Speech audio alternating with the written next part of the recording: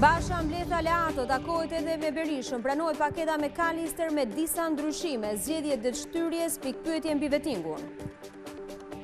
Ambasadori Amerikan Donald Lu një orë në zyrën e kryeministrit Edi Rama diskutoi për krizën politike, pritet ulja e palëve në negociatat e fundit.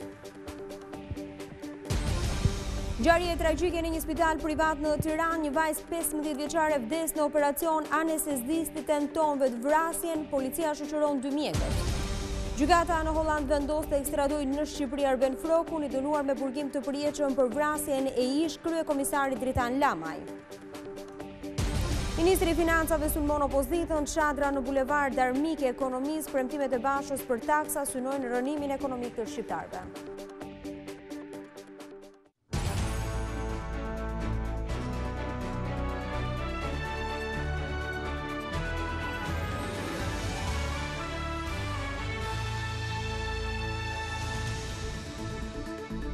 Mbrëma zonja dhe zotrin do t'jemi së bashku në edicionin qendror të lajmeve këtu në ekranin e Vizion Plus.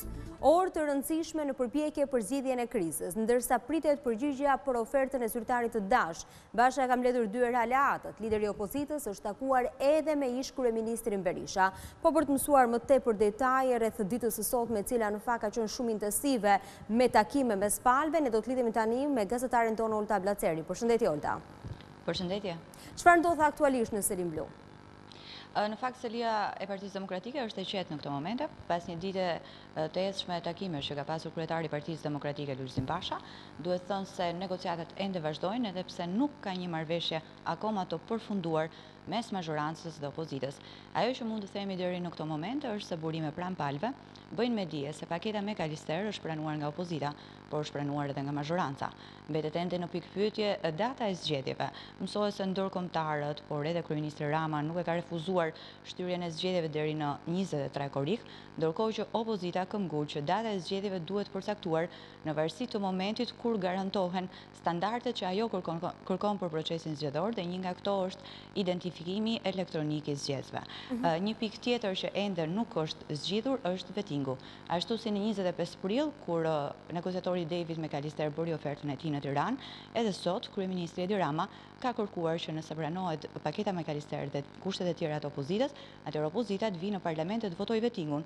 Por sërish opozita në këtë pikë i qëndron në gjykimin e saj që ligji i vettingut është në kundërshtim me kushtetutën e duhen bërë ndryshime para se të krihen komisionet e vettingut. Në këto momente që ne flasim, ende nuk ka një marrëveshje, por kanalet e komunikimit mes palëve janë të hapura. Olta, më kujtohet që në diskutimet e 25 prillit për sa i përket paketës me Kalister diskutoi gjatë, dhe për sa i përket një presidenti konsensual është një pikë e cila ka rënë, po për sa i përket zëvendos kryeministri, disa ministra teknik të cilët do të vendoseshin, është kjo një pjesë e diskutimit mes palëve?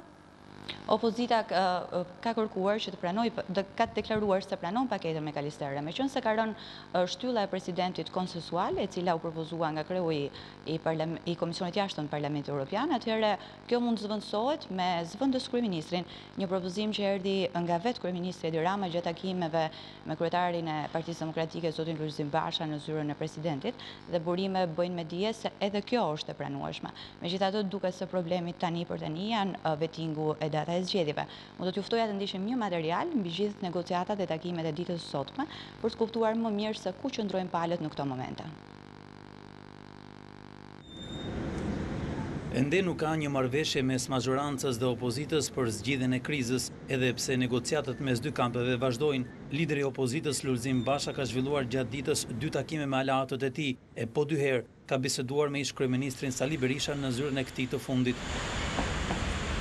Në kampin tjetër, ambasadori Amerikan Donald Lu ka shkuar në selinë e kryeministrisë për t'u takuar me liderin e mazhorancës Edi Rama.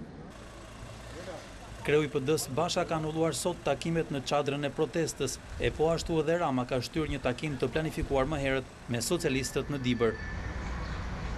Burime pranë opozitës bëjnë me dije se PD kërkon paketën me Kalister plus zëvendës kryeministrin. PD këmbëgul që data e zgjedhjeve të përcaktohet në varësi të kohës që kërkon realizimi i garancive, siç është identifikimi elektronik i zgjedhësve. Për mazhorancën, paketa me Kalister është e pranueshme, por duhet që PD të votojë vettingun. E në këtë pikë, opozita i qëndron kërkesës për ndryshimin e ligjit. Pikërisht kjo çështje duket se është bërë problemi i fundit, ku palët nuk po gjejnë dakordsinë. Megjithatë lëvizjet vijojnë. Më herët, gjatë ditës, kryetari i Partisë Agrare Ambientaliste Agronduka në Asamblen Kombëtare të Forcës që drejton, foli për ofertën në tavolinë. Ku morë në shqyrtim ajo paketa McAllister plus, që do thotë edhe ato disa propozimi që bëjnë nga Rama, si që shtë e zëvës komunisti e tjerë, e cila kërkon një kohë të domosdoshme implementimi, edhe natërisht që të realizohet, duhet patjetër një minimum kërkesash, pra një identifikim biometrik edhe numërim elektronik. Unë personalisht kam bërë kohën, për edhe besoj që urat dhe akord aty që votimi elektronik e humbë sensin, sepse mund tjetë shumë vështirë për të realizu një kohë, kur janë caktuar një datë për zgjedhjet edhe mund kërkohet shtyrja e datës në mënyrë logjikshme, se mund kërkojnë një vit shtyrja e tjerë. E rëndësishme është që duket sikur po shkon drejt realizimit, besoj që do ketë një datë e cila do jetë optimale për ne. Lëvizjet brenda koalicionit opozitar vijnë një ditë pas takimeve me zëvendës ndihmës sekretarin amerikan të shtetit, Brian Yi, i cili ka pohuar se SBA mbështesin negociatat bazuar në paketën McAllister. Olda, duket se të paktën deri tani të dyja palët kanë lëshuar. Basha përsa i përket qeverisë teknike, ndërsa kryeministri Rama përsa i përket datës së zgjedhjeve. Po, në fakt, po nëse krahasojmë me qëndrimin e palëve deri një ditë para vizitës së zëvendës ndihmës sekretarit amerikan të shtetit, Yi, ku kryetari i Partisë Demokratike Lulzim Basha e theksonte se kërkonte largimin e Edi Ramës e zvendësimin me një kryeministër teknik dhe implementimin e teknologjisë në zgjedhje përfshi votim, numërim, identifikim elektronik. E nga kampi tjetër kemi pasur kryeministin Edi Rama që thoshte data e zgjedhjeve nuk ndryshon në 18 qershori. Të dy palët kanë lëvizur shumë në 24 orët e fundit. Ajo që mbetet për tu parë është nëse do të arrijnë të mbyllin marrëveshjen deri në fund me të gjitha pikat, apo qoftë edhe një çështje vetme mund t'i ndajë ato.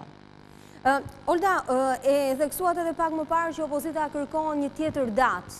Do me thonë, nuk kanë rënë ende dakord përsa i përket datës, varianti fundit është 23 korriku. I qëndron sërish votimi dhe numërimit elektronik opozita që kërkon një shtyrje akoma dhe më shumë në kohë përsa i përket datës së zgjedhjeve, apo thjesht kërkon kohë për të përgatitur për zgjedhjet? Ka në fakt një lëvizje nga kampi opozitar. Meqense ata gjykojnë se votimi kërkon më shumë kohë, por identifikimi biometrik i zgjedhësve bëhet fjalë që zgjedhësi kur shkojë të votojë të mos paraqes kartën e identitetit, por thjesht votojë me shenjën e gishtit, kështu t'i jepet mundësia për të votuar. Ata gjykojnë që kjo bëhet për një kohë më të shkurtër. Ekspertët brenda Partisë Demokratike kanë llogaritur që mund të bëhet për një periudhë prej 4 javësh. Kështu që sipas tyre ky është një lëshim dhe ata janë të gatshëm të pranojnë 23 korrikun edhe në rast vetëm në rast se kryeministri Edi Rama garanton që identifikimi elektronik bëhet. Padyshim që kjo nuk shërben si periudhë vetëm për të garantuar procesin e zgjedhjeve, kjo i shërben edhe si periudhë kryetarit Partisë Demokratike Lulzim Basha që të bëjë gati partinë për ta futur në zgjedhje. Ndërkohë, pritej me interes shumë të madh se çfarë vendimi do të merrte Kolegji Zgjedhor ditën e enjte përsa i përket kërkesës së paraqitur nga Partia Agrare Ambientaliste. Nëse sot ka një marrëveshje mes palëve, del pa interes vendimin Kolegj Zgjedhor. Nëse sot ka një marrëveshje mes palëve dhe nëse palët sot bien dakord që data e zgjedhjeve do të shtyhet, atëherë mbetet pa interes vendimi që do t'jap Kolegji Zgjedhor. Megjithatë duhet thënë që ekspertët e opozitës e kanë parë këtë moment, pra në rast se data e regjistrimit të kandidatëve shpallet jo në përputhje me kodin zgjedhor, kanë parë si një moment që jep kohë palëve për të negociuar një marrëveshje të re. Në çdo rast na duhet një marrëveshje mes mazhorancës së opozitës për të pasur një zgjedhje ku shkojnë të gjitha palët për të marrë pjesë. Po sa gjasa ka që të arrihet ditën e sotme, mbrëmjen e sotme, kjo marrëveshje dhe mos minohet në momentin e fundit? Është vështirë të parashikosh këtë në fakt, por zëvendës ndihmës sekretari amerikan i shtetit Yi u kujtoi palëve se nuk kanë kohë, dhe në fakt nuk ka më kohë, data e zgjedhjeve po afron, e secili në fakt prej kampeve, Partia Socialiste, Lëvizja Socialiste për Integrim, kampi i mazhorancës e ka nisur tashmë fushatën elektorale, Yi i kujtoi palëve se kanë 24 orë për të gjetur një marrëveshje. Kështu që besoj, nëse ne do ta kemi një marrëveshje, do ta kemi sot. Nëse nuk do ta kemi, do ta marrim edhe lajmin e keq sot. Olta, kam edhe një pyetje të fundit. Në fakt, ju i ndiqni zhvillimet në Partinë Demokratike për një kohë shumë të gjatë dhe sigurisht kohët e fundit ka pasur shumë lëvizje aty dhe ardhje shumë nga jashtë përsa i përket përfaqësuesve ndërkombëtar të cilët kanë negociuar. Vihet re një klim ndryshe në Partinë Demokratike që mund të japë një shpresë që do të ketë një hyrje të saj në zgjedhje apo gjërat janë ende të palexueshme? Pavarësisht mendimeve ndryshe që mund të ketë në Partinë Demokratike në raport me qëndrimin e ndërkombëtarëve, ka i gjë për cilën Partia Demokratike është e bashkuar. Dhe ky është shqetësimi i Partisë Demokratike ndaj mënyrës se si po e qeveris vendin kryeministri Rama, e sidomos ndaj fenomeneve si krimi e droga, apo ndaj fenomeneve si blerja e votës, apo intimidimi i votuesve, apo përdorimi i administratës. Ky është një shqetësim që e kanë gjithë demokratët dhe kjo nuk ndryshon. Mënyra ku ndryshojnë demokratët është se si duhet përballesh për të luftuar këtë fenomen. A është rruga më e mirë për të përballur duke shkuar në zgjedhje me një marrëveshje, apo është rruga më e mirë për të përballur duke qëndruar në rrugë duke zgjedhur linjën radikale. Por besoj që për sa kohë që Partia Demokratike nga dje deri sot ka arritur ta pranojë paketën me Kalister, të cilën 25 prill e refuzoi, besoj se një hap i rëndësishëm përpara është bërë. Olta, unë të falenderoj për informacionet e transmetuara në këtë lidhje direkte. Le të shpresojmë që të kemi lajme të mira sot. Patjetër do të dëgjohemi sërish. Do të ndalemi në të tjera zhvillime, një operacion i thjesht përfundon në mënyrën më tragjike për një 15 vjeçare nga Tirana. Adoleshentja humbi jetën gjatë ndërhyrjes kirurgjikale. Policia dyshon se shkaku bën një gabim i anestezistit, i cili më pas tentoi të vriste veten. Familjarët akuzuan mjekët për neglizhencë, por spitali bëri të ditur se vajza pësoi një komplikacion shumë të rrallë.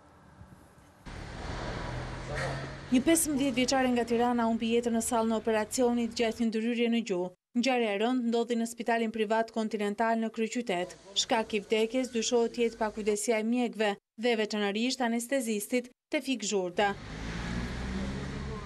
Të tronditur familjarët tregojnë se mëngjesin e së hënës ata u paraqitën në spital për të kryer operacionin e planifikuar, por ndërhyrja u shtypën në mbrëmje, pasi nuk kishte sallë të lirë. Vajza, e cila kishte pësuar një dëmtim në gjuhë, hyri në sallë dhe 2 orë pas ndërhyrjes, mjeku gjerman që drejtonte operacionin njoftoi prindrit se gjithçka shkoi mirë. Duhet të prisnin vetëm që vajzës t'i dilte narkoza. Babai 15 vjeçares rrëfen orë 18 në spital dhe komplikacionet e vajzës. Kam shku ke dera e sallës, e kam kap derën e sallës, e kam shkëly, e kam hapur me forcë dhe jam futur brenda në sallë të operacionit. Kur në atë moment brenda shikoj vajzës duke i bërë pompa në gjoks. Vajti ora rreth 1 e natës, thrasin kunatin. Kur në atë moment i thonë kunatit që çdo gjë ka marrë fund. Drejtësia të vet dorë mbi këtë njeri. Sepse mori një jetë foshnje. Mori një jetë fëmijët vogël, që me zi e kisha rritur. Bardhyl Pepa fajson mjekët për humbjen e vajzës. Ai tregon se i kishte vënë në djeni mjekës se vajza e tij ishte alergjike. Vetë atje dhe me kartelën e vajzës, që vajzën e kam alergjike, dhe ka këtë program që i bëjnë dëm reakcion ilaçet. E shikojnë ato, si përfundim ato thanë që nuk ka probleme fare. Ndërsa vllai i viktimës Roland Pepa kërkon që mjekësia ligjore t'ia përgjigjen e dur dhe mos ketë ndërhyrje. Të gjykohet drejt, jo të ketë ndërhyrje nga këto njerëz që kanë pushtet dhe mund t'i mbulojnë këto lloj gjërash me lek. Mjeku anestezist Tefik Zhurda ka tentuar vetvrasjen dhe ndodhet në gjendje të rëndë në spital, ndërsa policia ka shoqëruar ekipin e mjekëve dhe infermierëve që morën pjesë në operacion dhe ka sekuestruar edhe kartelën mjekësore të vajzës. Krahas pistës së pakujdesisë mjekëve, dyshohet që vajza të ketë kaluar hipertermi malinje. Pak orë pas ngjarjes, Spitali Continental në deklaratën për median thotë se pas vlerësimit të bërë nga grupi mjekëve të anestezi reanimacionit, rezultoi se vajza ka humbur jetën nga hipertermia malinje. Sipas ekspertëve, ajo shkaktohet nga një shërim masiv energjish termike nga muskujt, si pasojë e aplikimit të substancave të anestezisë. Është një ndërlikim shumë i rrallë në persona me defekte genetike. Hipertermia malinje është e pamundur të paradiagnostikohet dhe parandalohet. Ndërkohë pritet përgjigjja e ekspertizës mjeko-ligjore dhe e policisë për shkakun e vërtetë humbjes së jetës së 15 vjeçares. Holanda ka vendosur ekstradimin e Arben Frokut gjatë një viti pas arrestimit të Frokut. Gjykata e lartë holandeze ka pranuar gati kërkesën e palës shqiptare për dërgimin e Frokut drejt Shqipërisë. Vendimi i gjykatës holandeze është bazuar në marrëveshjen ndërkombëtare për ekstradimet. Pas këtij vendimi, i dënuari me burgim të përjetshëm pritet të mbërrinë në Tiranë, ku do të vuajë dënimin në një nga buqjet e sigurisë së lartë. Froku u la përjetë në qeli nga gjykata e apelit për krime të rënda, i akuzuar për vrasjen e ish kryekomisarit Dritan Lamaj. Po, për të njëjtën çështje, gjykata e shkallës së parë për krimet e rënda kishte shpallur të pafajshëm Frokun. Menjëherë pasi lajë lind, Froku qëndroi në Shqipëri për pak kohë dhe më pas u largua nga vendi duke u fshehur në Europë. Pas shumë kërkimesh, ai u arrestua në një qytet të Hollandës me një pasaportë greke. Situata ekonomike në Shqipëri sipas ministrit të financave Ahmetaj është pozitive, por ajo rrezikohet nga çadra e opozitës. Premtimet e PD-s për taksat të Ahmetaj kanë në themel rënimin e shqiptarëve. Ministri i Financave ka bërë një përmbledhje të situatës ekonomiko-financiare në 4 muaj të parë të këtij viti. Sipas tij, treguesit kanë rezultuar pozitiv krahasuar me vitet e kaluara, por ekonomia ka një armik kryesor këtë vit. Sot çadra është armiku i mirëqenies së qytetarëve. Është mungesa e kauzës, mungesa e vizionit, refuzimi për dialog. I çadrës patjetër që ndikon në ekonomi, ndikon tek konsumatorët, ndikon tek sipërmarrja, ndikon tek planet e investimit, ndikon tek imazhi i vendit. Sipas Ahmetaj, të ardhurat paraprake në këtë 4 mujor kanë shënuar rritje, edhe pse një vit elektoral qeveria ja ka dalë që të shtojë të ardhurat të paktën deri në këtë pjesë të parë të vitit. Nuk është një statistik.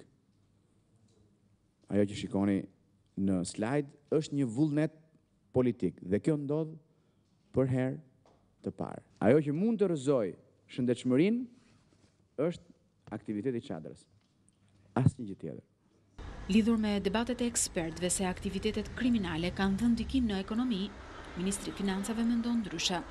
Unë besoj që konsumi, zhvillimi ekonomik ka ardhur nga investimet e huaja, nga investimet vendase, nga rritja e punësimit, nga rritja e kërkesës së brendshme, dhe nga besimi i aktorëve tek ekonomia shqiptare. Këto janë arsyet. Ministri i Financave tha se qeveria Rama 2 që do të dalë nga zgjedhje do të korrektoj taksën progresive mbi të ardhurat. Kjo do të thotë se ky nivel do të rishikohet me ulje, por ministri nuk dha detaje pasi ato do të bëhen publike gjatë programit qeverisës. Kryetarja e Komisionit të Ligjeve Vasilika Hysi ka sulmuar gjyqtarët dhe prokurorët të cilët i quajti fole grerzash që pengojnë drejtësinë. Ndërsa drejtori i shkollës së magjistraturës Sokol Sadushi tha se vettingu do të vendosë cilët gjyqtarë qëndrojnë në sistem dhe cilët largohen. Hapet votimi 140 pro. Pavarësisht votës së dhënë nga 140 deputet në korrikun e vitit kaluar për miratimin e reformës në drejtësi, zbatimi i saj duket i vështirë. Vasilika Hysi, kryetare e Komisionit të Ligjeve, akuzoi gjyqtarët dhe prokurorët që janë kthyer si fole grerzash për të penguar implementimin e reformës. Futur dorën në folen e grenzave. Pra, ka shumë rezistencë, pasi ka shumë nevojë për ndryshime, shumë gjyqtarë dhe prokurorë të ndershëm i mirëpresin, por nuk kanë atë kurajon të dalin hapur dhe të thonë që to janë ligjet që ne kemi nevojë. Ndërkohë që një pjesë tjetër e gjyqtarëve prokurorëve, tamam se ato grerzat janë sulur në të gjitha drejtimet dhe kanë krijuar një sër vështirësish në zbatimin e kësaj reforme. Për drejtorin e shkollës së magjistraturës Sokol Sadushi, vettingu përcakton se cilët gjyqtarë dhe prokurorë qëndrojnë në sistemin e drejtësisë. Pjesa e gjyqtarëve që janë në sistemin e prokurorëve janë në sistem, të cilët në qoftë se nuk arrin dot nga pikpamja profesionale që të kalojnë atë rivlerësim që do bëjnë organet e vettingut, ato do të bëjnë një vit program usimor në shkollën e magjistraturës për të riaftësuar dhe për të qenë përsëri pjesë e sistemit. Sipas avokatit të popullit, vetëm në një vit janë bërë 400 ankime në drejtim të gjyqtarëve dhe prokurorëve. Një nga çështjet që shqetësojnë sot shqiptarët është sistemi aktual i drejtësisë. Institucioni i avokatit të popullit ka trajtuar mbi 400 ankesa të adresuara nga qytetarët për veprime të padrejta ose mosveprime të kryera nga organi akuzës apo gjykatës. Një tjetër shqetësim është mos funksionimi me kapacitet të plotë i gjykatës kushtetuese, ku nga 9 antar, një vend është vakant dhe 2 të tjerëve ju ka mbaruar mandati.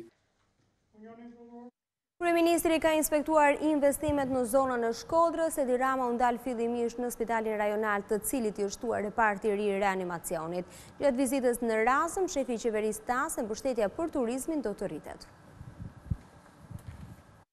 Tashmë edhe Spitali Shkodrës ka repartin e tij të reanimacionit me pajisje më cilësore mjekësore. Kryeministri pa nga afër investimin, vlera të cilit arrin në 500 milion lekë, por dhe nuk urseu batutat me punojnësit. Krenarin e falenderu se ke bën të në të njërët për Shkodrën. E të rujtë zotit poqim. Për Shkodrën si kam bëgjo, jo bë Voltana, jo unë. Ja, Voltana sa ka bë këgjo, ti ne ke bën të në drejta. O e të rrogat, mirë rrogat? Shkëllqyë. Rrogat e reanimacionit, mirë? Shkëllqyë. Shefi qeverisë u ndaj dhe në pikën turistike të Erasmës. Ai pa nga afër punën që po bëhet për ta kthyer këtë vend në një qendër të rëndësishme turistike. Kryeministri Edi Rama u premtoi banorëve se mbështetja e qeverisë për rilindjen e kësaj zone do të vazhdojë. Prokuroria e Shkodrës përfundoi hetimet dhe dërgoi për gjykim 3 ish zyrtar të komunës Shal, të akuzuar për abuzime në zonën turistike të Thethit. Në këtë aferë janë të përfshirë ish kryetari i komunës Shal, Det Tonaj, në bashkëpunim me ish vartësinë e tij, Tom Shyti dhe Gjovalin Lokthi. Në bashkëpunim me njëri tjetrin kanë falsifikuar dokumentet zyrtare në bazë të cilave persona të ndryshëm janë bërë pronar në Theth, pa pasur asnjë të drejtë ligjore për përfitim të pronësisë. Ndërkohë, disa javë më parë, me kërkesë të prokurorisë së Shkodrës, gjykata vendosi sekuestro preventive për 41.000 m2 tokë në zonën turistike.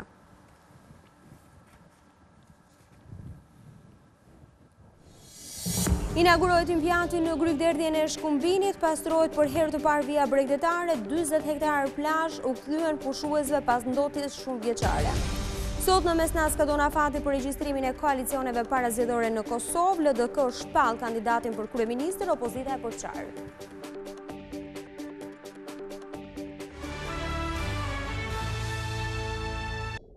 Deputeti Pandeli Majko e konsideron shuplak të fortë për opozitën qëndrimin e ndërkombëtarëve mbi situatën politike, ndërsa për kreun e PS-së së Tiranës Sajmir Tahiri, 18 qershori do t'i jap goditjen përfundimtare politikës së vjetër.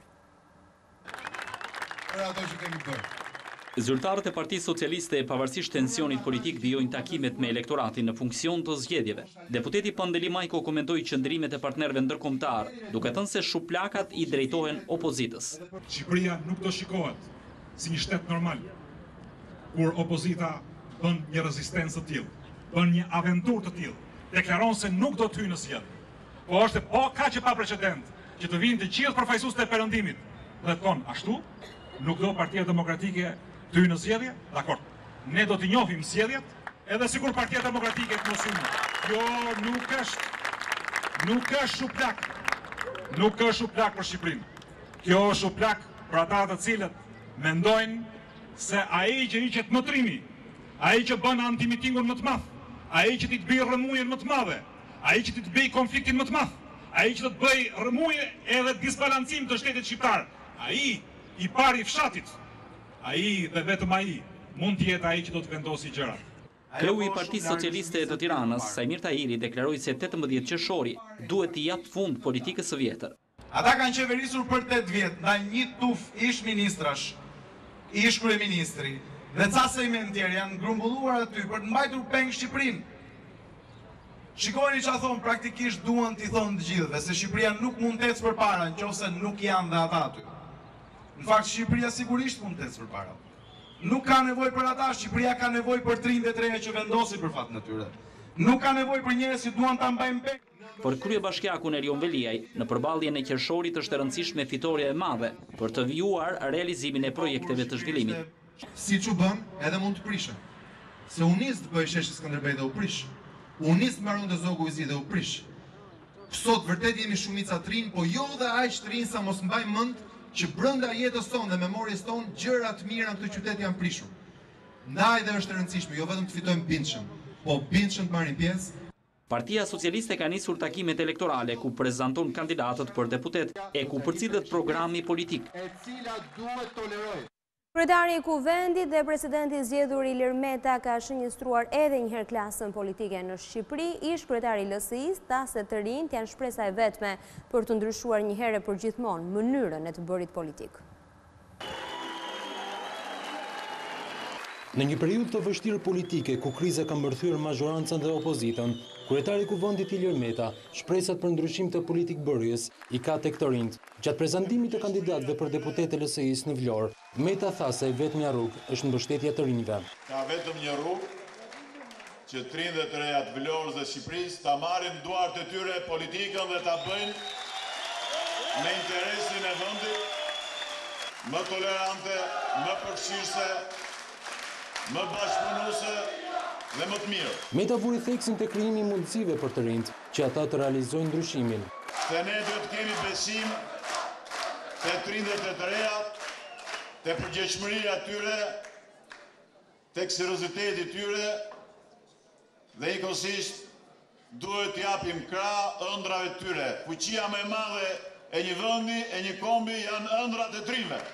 Ilir Meta prej ditësh ka ndërmarrë një tur falënderimi me strukturat e LSI-s, takime të cilat shfrytëzohen edhe për prezantimin e kandidatëve për deputet të partisë që ka drejtuar. Gjendet një kufo me djegur në zonën e Dajtit në Tiranë. Trupi i pajet ishte groposur në një zonë të pyllëzuar, ndërsa rezultoi i shkëmbuar plotësisht. Policia bon me dije se pas ditën e djeshme në numrin e emergjencave 112 ka ardhur një telefonat nga një bari se në fshatin Kodër Shuban ka gjetur një kufom të dekompozuar. Për shkak të dëmtimit të trupit është i vështirë identifikimi. Hetuesi dyshojnë se personi në fillim është vrarë me armë dhe më pas është djegur për të zhdukur gjurmët. Policia e Durrësit ka sekuestruar 113 kg drog, pakot me hashash u gjetën në breg të detit dhe dyshohet se u braktisën nga trafikantët. Operacioni antidrog janë zhvilluar edhe në Malësi të Madhe edhe në Skarapar, ku 2 persona kanë përfunduar në pranga. Deti i nxjerr në breg ngarkesën e drogës që dyshohet se ishte braktisur nga trafikantët. 113 kg lëndë narkotike u gjetën në afërsi të kepit të Rodonit dhe në zonën e Gjirit të Larzit. Sipas policisë së Durrësit, lënda narkotike ishte ndarë në 22 pako. Grupi hetimor në bashkëpunim me prokurorinë e krimeve të rënda vjojnë hetimet për zbulimin e origjinës së drogës, si dhe identifikimin e personave të përfshirë në këtë aktivitet kriminal.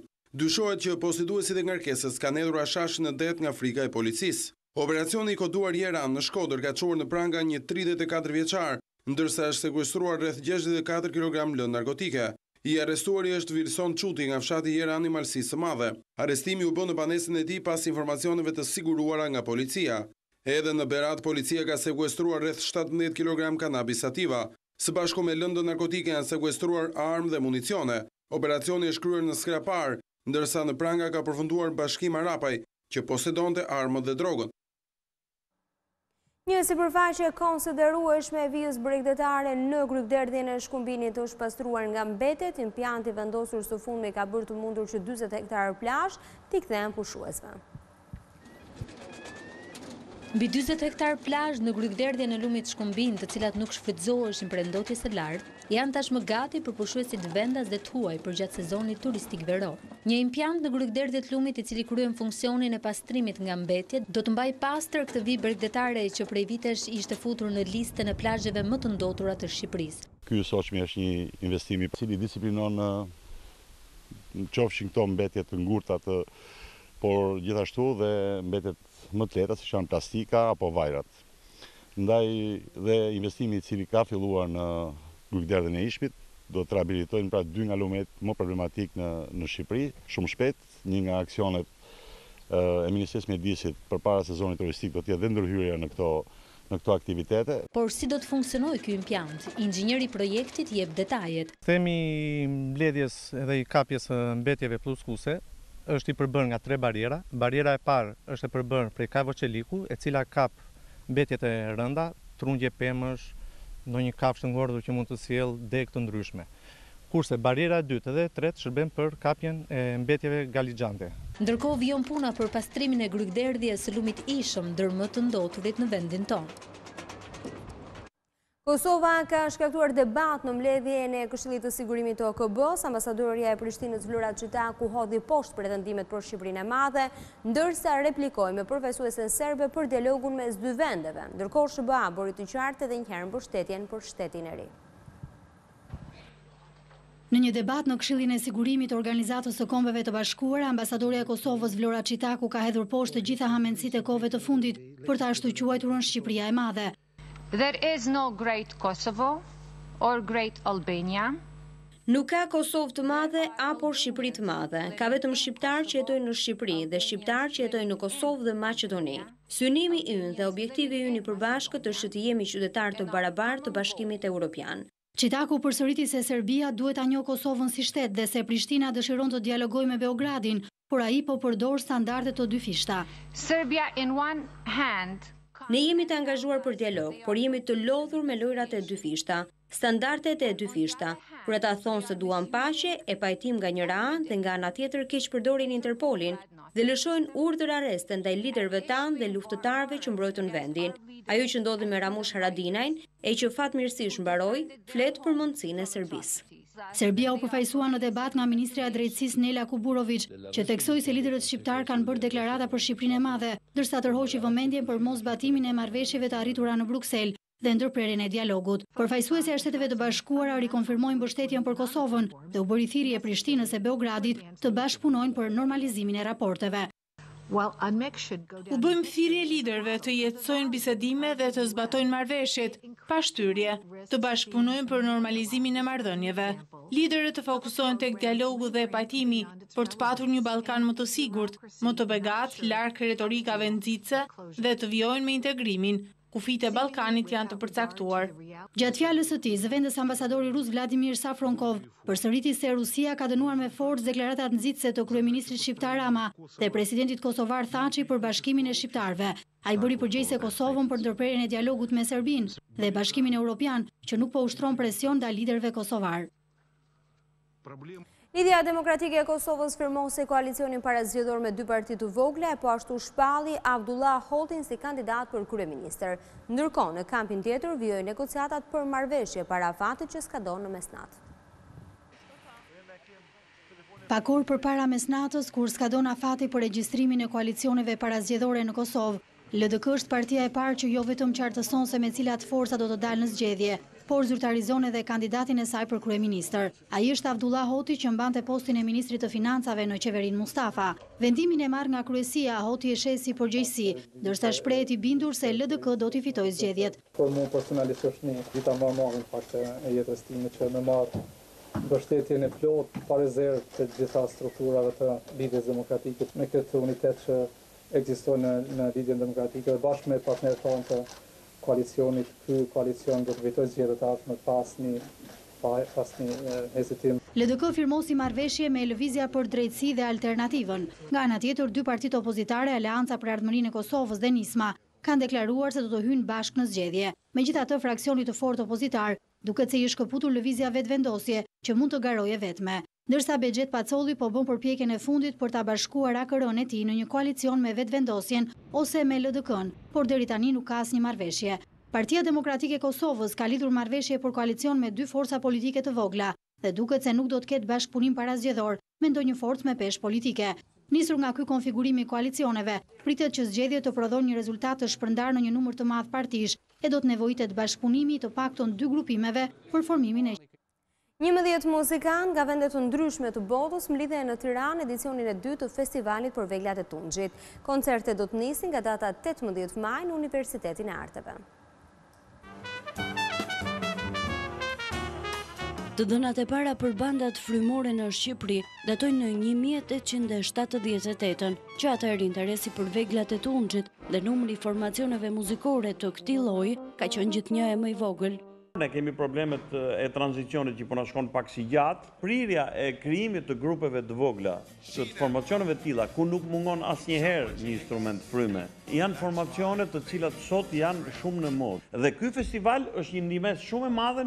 Megjithatë, një festival si International Brass Fest, që pritet të marrë jetë këtë të njëjtën në Tiranë, duket si një augur i mirë për të gjithë ata që studiojnë dhe jetojnë me pasionin për këto instrumente muzikore. Ditën e parë në datë 18 do të mbahet një koncert nga një ansambël mjaft i veçantë, mbar shqiptar, i artistëve nga Shqipëria, Kosova dhe Maqedonia.